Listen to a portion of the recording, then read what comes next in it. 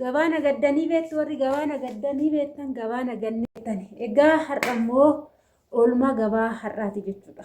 Ani waa mee jireenyi Itoophiyaa jiraachuun ni danda'ama moo jiraachuun hin danda'amu kan jedhu ijoollee baay'een achi techanii yaaddoftu. Egaa shama harka fuunee kabajamtootaa fi daawwattoota keenya nageenyi koo kan jaalalaa fi kabajaa bakkaa fi lafa isiniif haa baay'atu.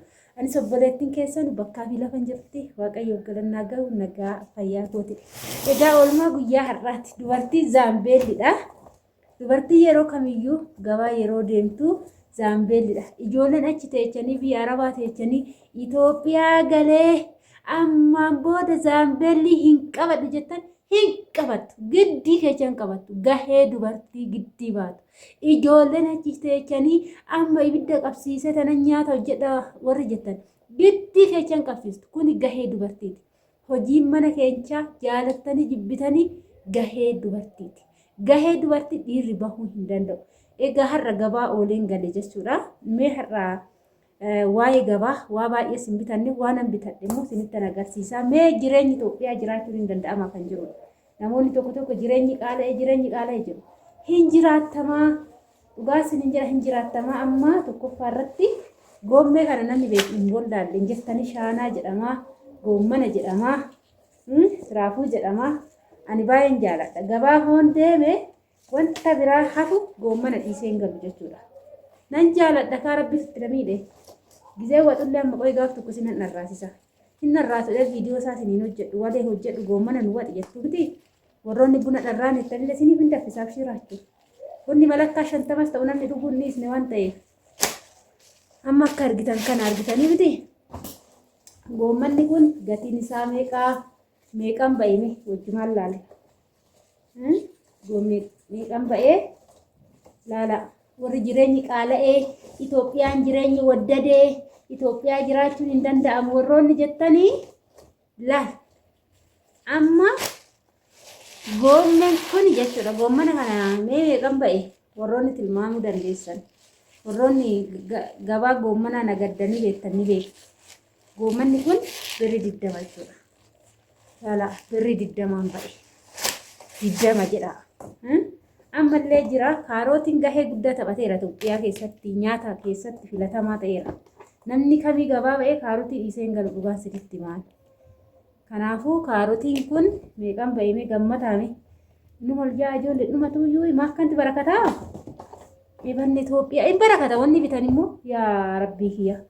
Argitanii amma reefun gulliitee ba'ee bibbitee dhufe jechuudha. Ijoolleen magaalaa jiraattan jireenyi salphaadha. Baadiyyaatti hin galina Itoophiyaa galtanii malee wanni biraa homaa miti. Laal kaarootiin kun hundi jechuudha. Kaarootiin muluun kun jechuudha. Baay'een kun akkanatti baay'ate kun meeqa birrii 50 jechuudha. Argitanii madamni 50 gadi hin ba'u. Kuni meeqa birrii 50. Laal warroonni jiraachuun hin danda'amu jettan as laala. Mayi dinnicheedha itti aanu.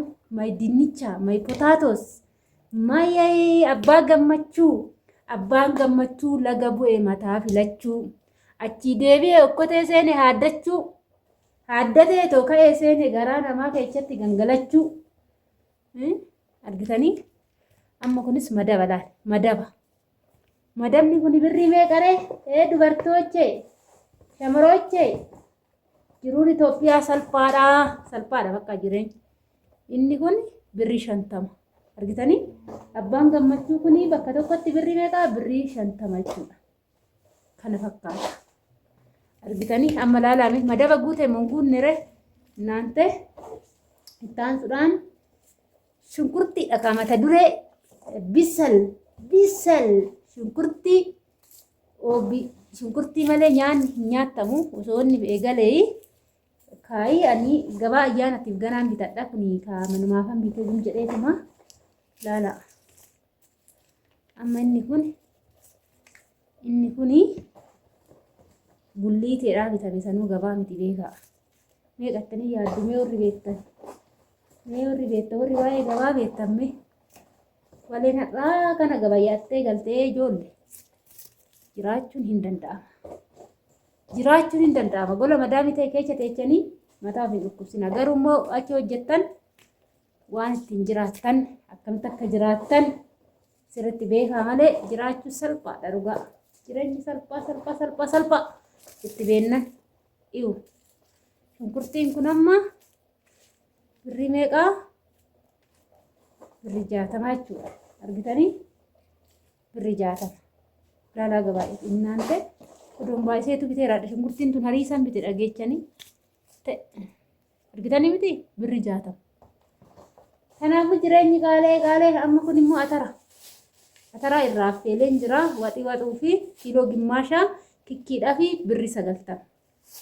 Argitanii? Kana fakkaata. Jireenyi salphaadha bakka walumaa galatti. Ni galee? Mai qaaraan immoo dhabamtu kaa. Laala. Asitti illee.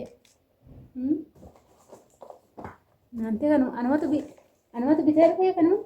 Beeloo gabaatti maala nambiseere. Nama biraati kuu nambise.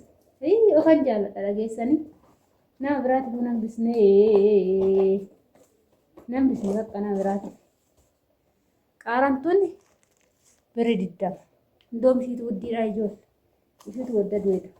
Kana fakkaata kunniin kana. Egaa hordoftootaa fi kabajamtoota keenya wanti na biratti argitan kun jechuudha gadi salphaadhaan bitame. Jireenyi waddatee, jireenyi qaala'ee, jireenyi akkas ta'ee, jireenyi asiin ba'ee, jireenyi ol ba'ee, jireenyi gadi bu'ee, jireenyi waaqa ba'ee, jireenyi gaddeebe nama taa'uuf jireenyi har'as borus iftaanis guddiidha.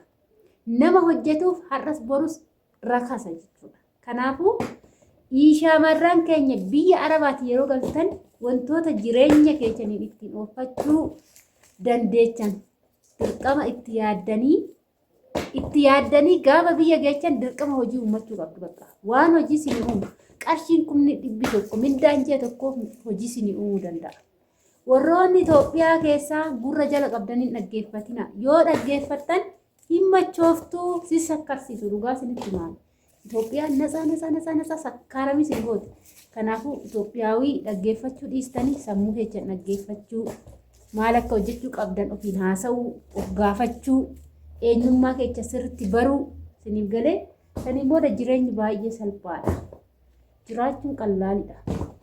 Kana fakkaata hordoftoota keenya haala kanaanidha. Baay'ee namatti tolaa jechuudha. Argitanii miti? Kana fakkaata laal. Akkanatti binnee akkanatti gurgurree akkanatti nagannee guyyaa lafaallee bulliteedha yoo deemtan gabaan jira bibitattanii dhuftu wanni dhabame jiru goommee immoo amma waxu naante wanta isinitti agarsiise hundumaa amma waxu isinitti agarsiisu fayyaase malee amma waxuu fi miti kinoo zaambeelli afaaniin ba'ee giddii akkatti fototeen dhufe laa dadhabee jechuudha. Egaa kana fakkaata hordoftoota keenya biyya galee maalan hojjedhaa biyya galee jireenyi guddiidha biyya galee akkamittiin jiraadhaa Itoophiyaa galee akkaman godhaa jireenyi salphaadha. Nama biltiidhaaf jireenyi salphaadha. Nama bal'isee yaaduuf jireenyi salphaadha. Nama hojjetee jiraatuufis jireenyi salphaadha.